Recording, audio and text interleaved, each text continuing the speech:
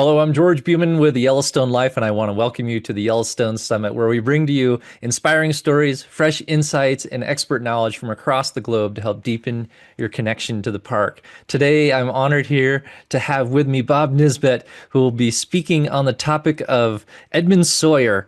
Was a Yellowstone naturalist and artist between 1924 and 1928, and I'm really looking forward to this because I think there are a lot of overlaps with even my own trajectory. But welcome to the summit, Bob. Thanks so much for joining me. You bet. I'm super pleased to be here. Great. It's good to have you. I know folks are going to enjoy this, and I'm going to read just a little bit about you so folks can appreciate where this is coming from and maybe also where to connect with you afterward too. So, um, for those who don't know Bob is a longtime Oregonian who worked as a Forest Service archaeologist in his early career and later as a computer analyst. In retirement, Bob was bitten by the Yellowstone bug, as many of us are, making videos of wildflowers and geysers. And in 2018, he noticed the rustic bear art on the walls of the Old Faithful Inn delicatessen.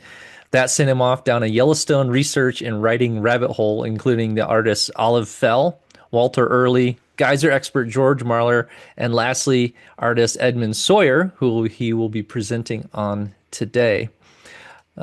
Bob has spoken at two Montana history conferences and has been published in the Yellowstone History Journal.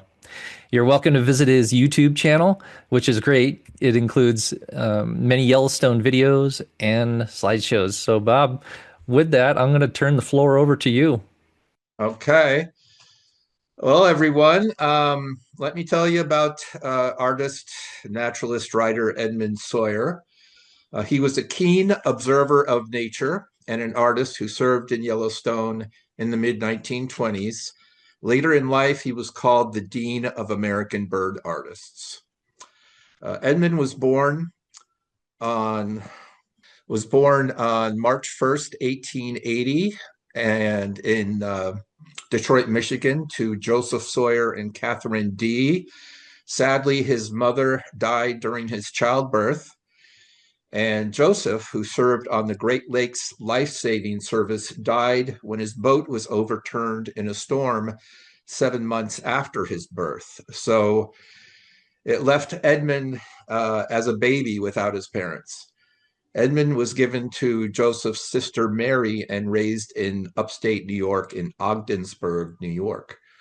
Sawyer remembered being only 3 years old when he found a song sparrow nest in front of his home and could recall the exact coloring of the eggs and the distance of the nest from the ground. He started sketching at age 4, and at his elementary school, an art teacher encouraged his art skills with watercolors and modeling in clay. He loved the spring and birds, but he could not endure the stark, scowling, forbidding classroom. So at times he would skip school and forge a note from his Aunt Mary to explain why he missed class. When he was 20, he was living with his brother in Chicago, where he attended 2 art schools. But there's no record of him getting a degree in art or any formal studies in ornithology. Edmund had a lifelong fascination with the passenger pigeon. This is one of his early passenger pigeon artworks. And it was an East Coast bird that at one time numbered 3 to 5 billion birds and became extinct in the wild around 1900 due to loss of habitat hunting and commercial exploitation of pigeon meat. Sawyer called their extinction the most spectacular tragedy in ornithological history.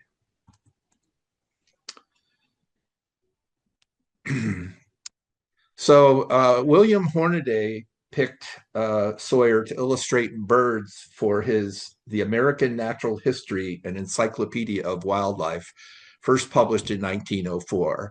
He drew 77 bird drawings, and this publication was republished over 30 years. So Hornaday was an impressive figure for his time. He was a zoologist, conservationist, taxidermist associated with museums and zoos. But there's kind of ironic twist about Hornaday and Theodore Roosevelt. Hornaday he knew bison were getting scarce out west, and he went out west in 1886 and killed 6 bison so he could have a buffalo bison exhibit at the Smithsonian. And around that same time, the 1880s, Theodore Roosevelt went out west and hunted a bison because it was what he liked to do. It was his recreation. And then 20 years later, in 1905, Hornaday became president of the Bison Society, dedicated to saving bison from extinction. And Roosevelt was an honorary president. So here in the 1880s, they're really not helping bison out. 20 years later, they're pivotable. They pivot to save bison from extinction. Sawyer worked with a famous ornithologist of his day, Frank Chapman. Chapman was the author of bird books and editor of Bird Lore magazine, which was the popular bird magazine at the time. Sawyer would provide illustrations, articles, poems, and the illustration on the right is from his article, The Proper Size of a Birdhouse. That's a cavity nesting bluebird who wanted a snug hole for their nest.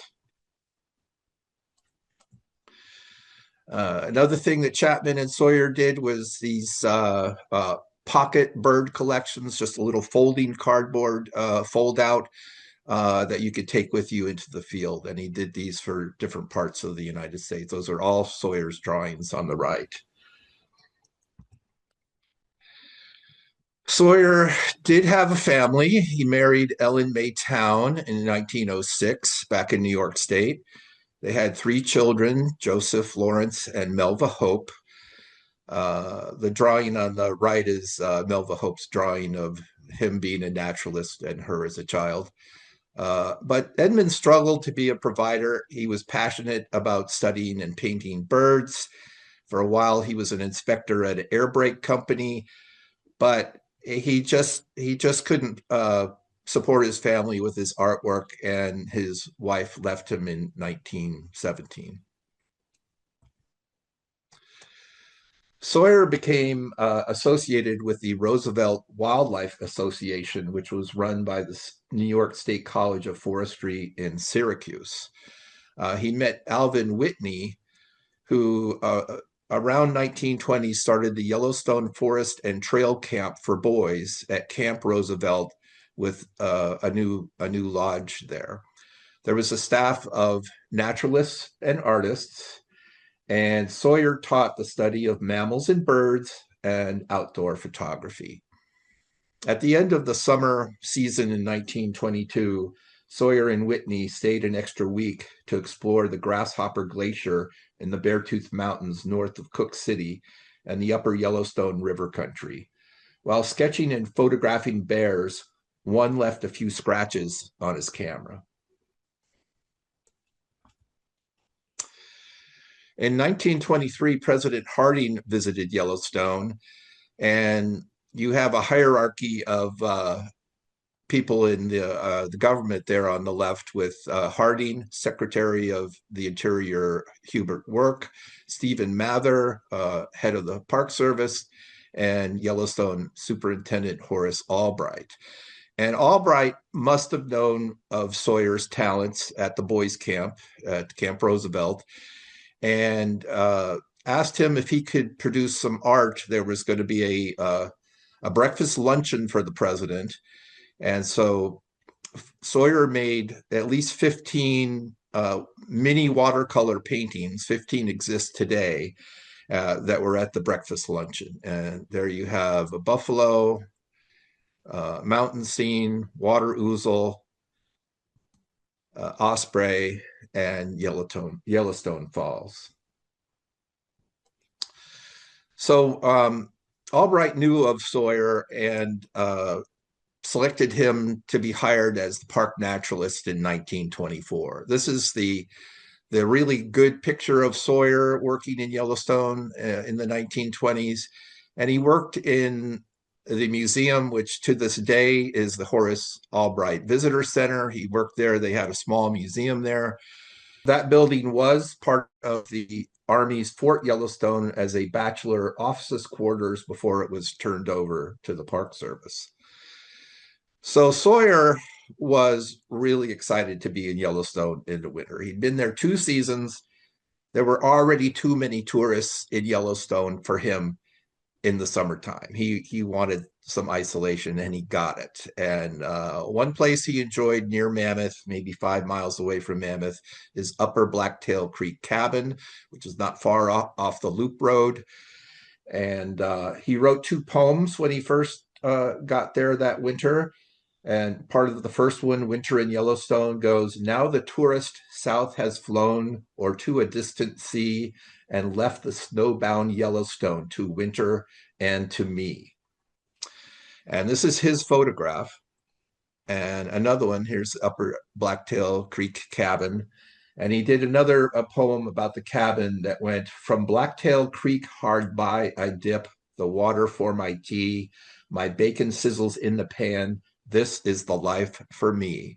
So he really enjoyed Yellowstone and the isolation there in the wintertime. He did take quite a few photos when he got to Yellowstone. Later on, I haven't found many, but this first winter of 24, he in the upper right, you've got elk, you've got buffalo or bison from the buffalo ranch, pronghorn or antelope, and mountain sheep. An important project that he worked on was Yellowstone Nature Notes. There was a naturalist there before him that did write a little bulletin for a few months out of the year, starting in 1920. But he took over in the summer of 1924 and added cover art with his ability and inside drawings. And there were other people that he collaborated with. Marguerite Lindsley was an early woman ranger, and Charles Phillips was also a ranger at that time. Sadly, he didn't last very long at the park after he ate some poisonous plant. So Albright probably encouraged other parks to do. There were other parks producing nature notes, and the Yellowstone edition was an excellent example with his artwork. I will say, let me show you some, here are some examples. As they were distributed, nature notes, the monthly bulletin, they were black and white for the entire 4 years he was there. But toward the end of his time there, someone in the admin office said, "Edmund, would you please colorize a version of nature notes?" And so here you have a golden eagle on the left as it was distributed, and the colorized version, which is in the Yellowstone Heritage Center today. And here you have a Lazuli bunting on the left and the colorized version. So distribution of nature notes was about 150 copies to begin with, but it grew and grew over his time to they were giving out 400 copies toward the end of his time there, and it would be distributed in and outside the park. And toward the end of his time, they did a survey. They wanted feedback. How do you like nature notes? And almost everybody loved it. One thing, Sawyer he didn't illustrate a lot of geysers. Here you've got giant geyser cone, and a man that worked with Sawyer in the museum was Jack Ellis Haynes, and who was acting director of the museum. And Haynes wanted him to cover more geyser activity in the park. He wanted him to be kind of a geyser gazer, and he never did it. He got this feedback late in his time there in the park, and so it was never. He was a biologist. He wanted to cover the animals, maybe some flowers, and basically the animals. So one study that he did was a buffalo carcass study. and an unmanageable buffalo was kept near Mammoth to show tourists and was killed in November of 24, and its body left to study what wildlife it attracted. So Sawyer set up a tent blind for observations 50 feet from the carcass. The following day, 20 magpies were swarming over the body. He made daily observations, sometimes at night, made sketches, took photographs, including motion pictures, and collected data that he hoped to use for a magazine article. Occasional avian scavengers included nutcrackers and eagle and ravens. Up to 5 coyotes were observed feeding at once. By December 26, he noted there were no wildlife present or fresh tracks, as the buffalo skeleton had been picked clean. He also studied beavers in the park. He'd learned that they slept as much as 10 hours a day, so he thought the phrase busy as a beaver is not an apt description. A section of tree 3 feet in diameter that had been felled by a beaver was on display at the Yellowstone Museum, and its size was a surprise to many tourists. All this art, by the way, I'm throwing up here is all Sawyer's art, and this is one of his coyote drawings, watercolors. And he had quite an interesting relationship with coyotes. During his time there were 2 coyotes that were brought to him. One of them had been pulled from its den, raised in captivity, and brought to him. It was dog-like, could be petted, and wagged its tail. So he took this. These coyotes were named Laddie and Gyp. And he took Gyp to the museum hotel. It was always the center of attention for photos and petting. But he didn't keep them for very long because the Park Service really didn't care for coyotes. Coyotes were considered a menace to other game, predators on game. And so he didn't keep them. He wasn't able to keep them very long. And in fact, he not only couldn't keep them very long, he participated at least in the killing of coyotes because this was a common practice and he was on the staff. This is a drawing on the left, and this is a coyote in a trap on the right. And so he wrote up to a Yellowstone coyote poem that part of it goes, "Gray coyote lying in the snow, to think my rifle laid you low. I view you with remorse. The service says that you must die. That edict is the reason why your form is now a corpse." By April of 1927, Sawyer wrote a memo to Albright hoping to reduce coyote killing. And part of the title of the memo to Albright was "The Present General Warfare on the Species versus Discriminate Reduction." So coyote predator control was justified as coyotes were thought to be destructive to young antelopes and deer. Sawyer, in his 3 years or more as park naturalist, had not seen a single act of killing or of pursuit or of bodily attack on any of the larger mammals by coyotes, but he had observed coyotes stalking and catching mice in abundance.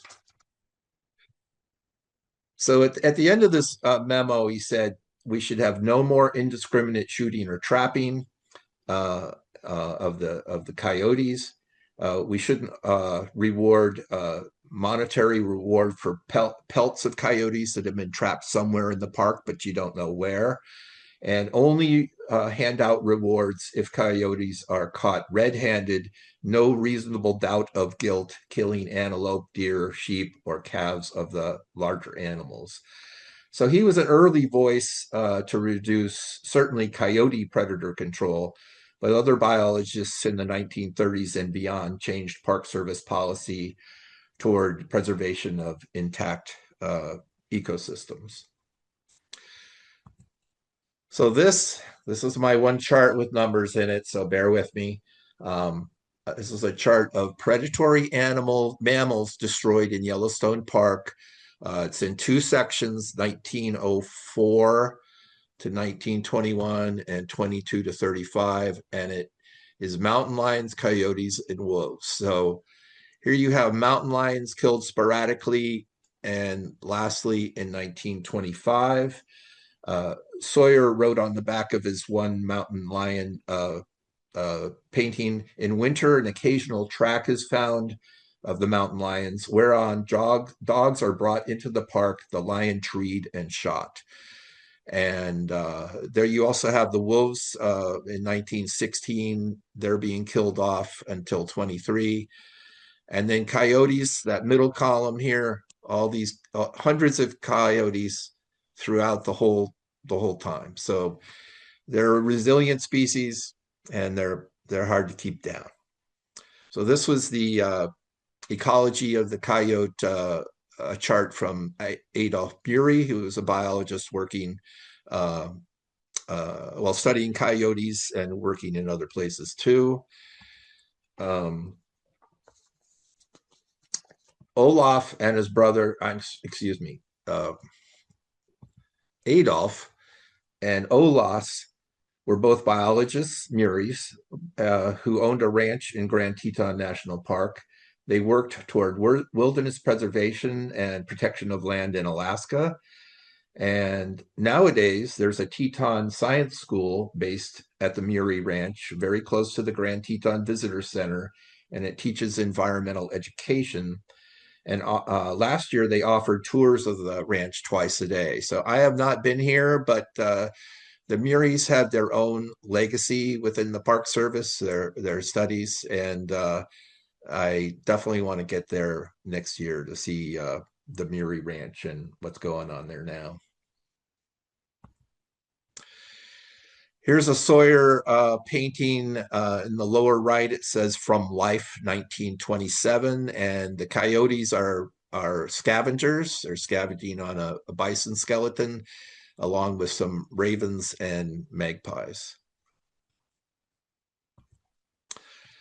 These are examples of the art he produced for the museum. And in this case, you've got the Western tanager on the left and the scarlet tanager on the right. And he wanted to show people from back east the difference between the West Coast species and the East Coast species. Here you have a mountain bluebird and the mountain lion or cougar.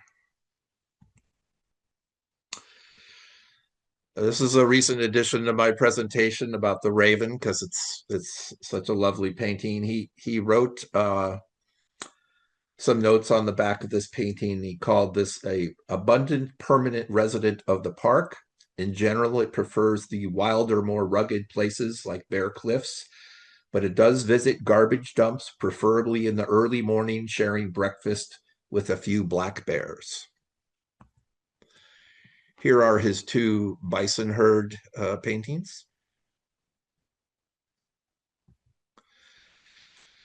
Here, nowadays, this is called the Uinta ground squirrel, but back in the day, it was the Kennecott ground squirrel, or picket pin was another name for the species.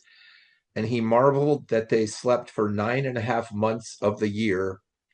And he estimated that there were 1 million animals in the park, far exceeding the number of all other four-footed animals of their size or larger combined. He liked martens. He observed martens at Camp Roosevelt, and he wrote, "I know of no other animal which surpasses the marten for beauty and grace as he explores among the dark conifer branches." The Park Service in the 1920s were going gung-ho with lantern slides projected with a projector for ranger naturalist talks, campfire talks. And Sawyer, these are glass slides, and Sawyer would hand paint the slides with birds, flowers, mammals, and plants. Naturalists found the projector hard to operate, hot, and noisy, but the slides did improve the campfire presentations. So in the fall of 1925, this is a picture, a painting, or it's been referred to as a cartoon. This is the Sawyer family in this vehicle, and they're getting stuck coming over from Cody to Sylvan Pass at the Corkscrew Bridge in a snowstorm. And let me read you the story of the label for this artwork. Uh, they were returning from a conference at Mesa Verde when a sudden violent snowstorm hit Yellowstone National Park. Their car, loaded with suitcases, adults, and children, got stuck coming over Sylvan Pass, the east entrance to the park. Rangers rushed horses and other equipment to the rescue and, after some effort, managed to drag the car safely over the pass and onto clear roads. Ed Sawyer thought the whole scene very amusing and worthy of poking fun at the chief.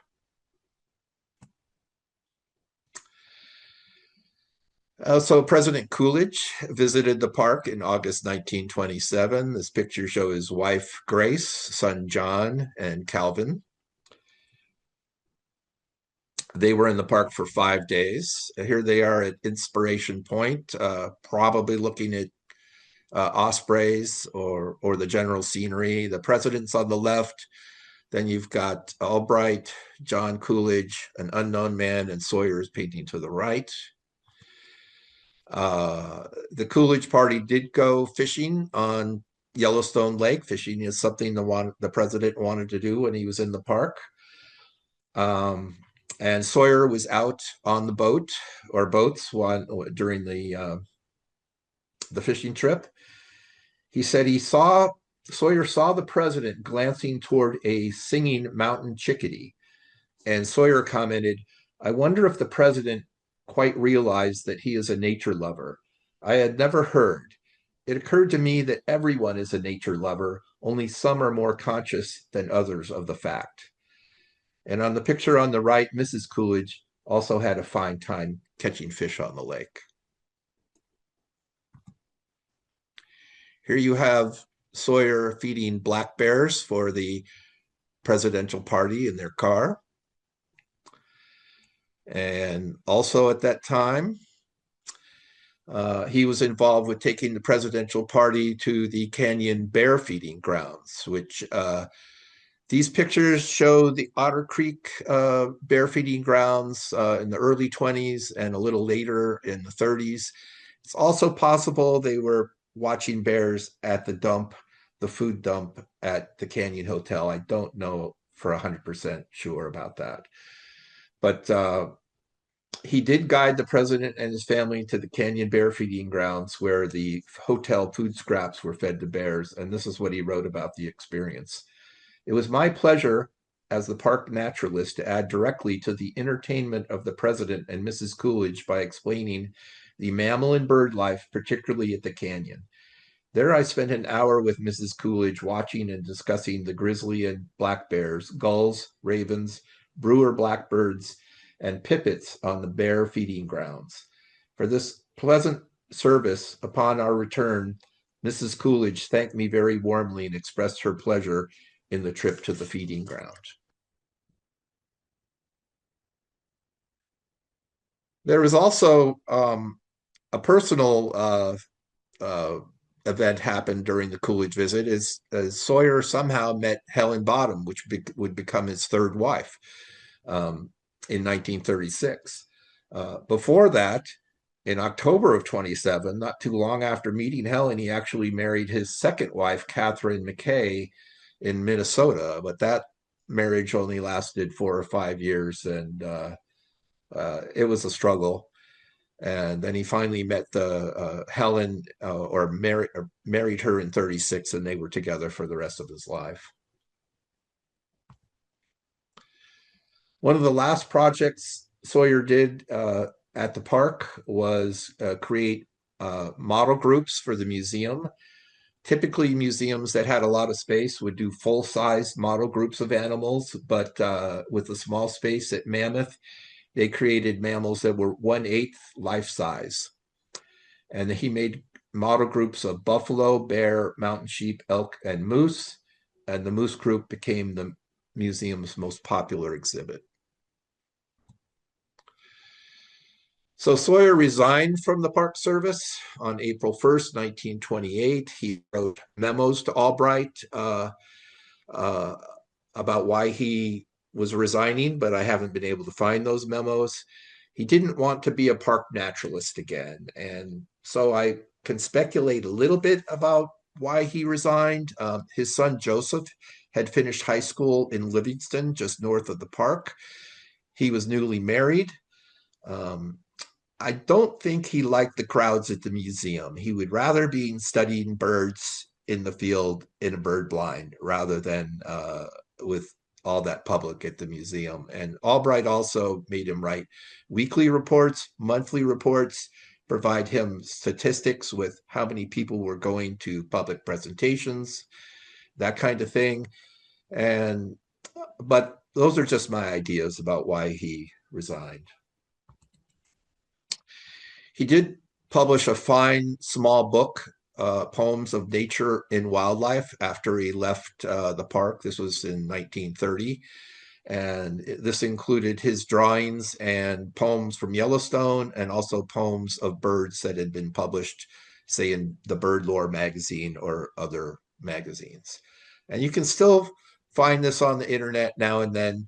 It's there are only 1,500 copies printed, and it's a sweet little volume if you're interested in finding one. He also wrote a book on how to make birdhouses and where to place them. His first edition was in 1931, and he would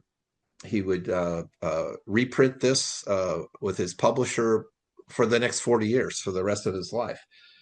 And he felt birdhouses were needed as mankind was destroying natural nesting sites in birds in trees with hollow trunks, and because introduced species like house sparrows or European starlings claimed available nest cavities. His son Lawrence said he never made any money off these books, and he still had 3,000 copies in storage late in life, and stated that he needed a better distribution system. So his son Joseph homesteaded up in the Centennial Mountains, west of Yellowstone, west of West Yellowstone, in 1933. And Edmund built a cabin on the property. He wrote that he spent a long and dreary winter there, and that he needed at least bird company. While he was at the cabin, he built 4 birdhouses for red-shafted flickers, western house wrens, western tree swallows, and mountain bluebirds. When Cornell University ornithologists visited Sawyer at his cabin, they observed that his birdhouses attracted the birds they were intended for, and that non-native sparrows and starlings had been kept away. So I drove out to the vicinity of this cabin. There were locked gates to get up to this property now, but I drove out there and to the Red Rock Lakes National Wildlife Refuge on gravel roads with mountain vistas and wildflowers in bloom in June. And I stayed at the Red Hawk Lodge. So this is my little promo for the Red Hawk Lodge B&B. It's definitely rustic, but if you want to get away from the crowds in Yellowstone, you can head out in this direction. So during World War II, Sawyer and his wife Helen were served as ground observers for the Aircraft Warning Service. For a year, they lived at the Copper Mountain Lookout at 6,200 feet, and is what is now part of the North Cascades National Park in Washington state, a few miles south of the Canadian border.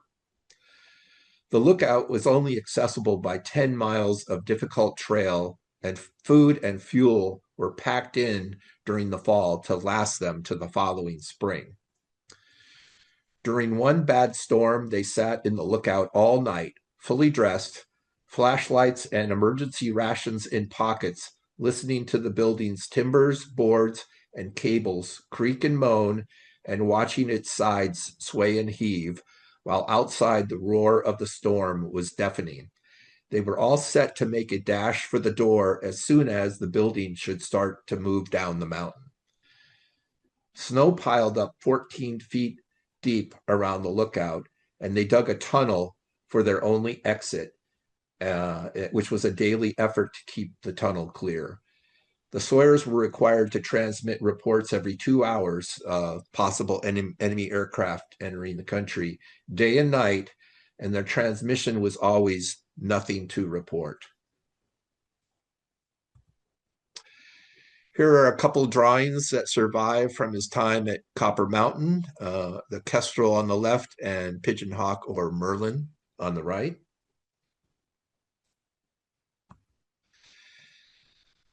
In the 40s and 50s, after the lookout, they lived in Bellingham, Washington, and then Kirkland, Washington, near Seattle. And he produced a set of articles for the Seattle Times Pacific Northwest Nature Notes. So he did Yellowstone Nature Notes in the 20s. In the early 50s, it was Pacific Northwest Nature Notes. And he wrote over 100 articles about birds, mammals, wildflowers, ferns, butterflies, mushrooms, and fish.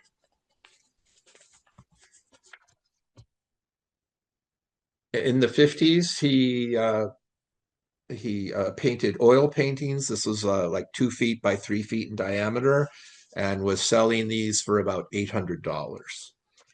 Also, in the early 50s, the Audubon Society organized an exhibit called American Bird Paintings, which toured the country from coast to coast.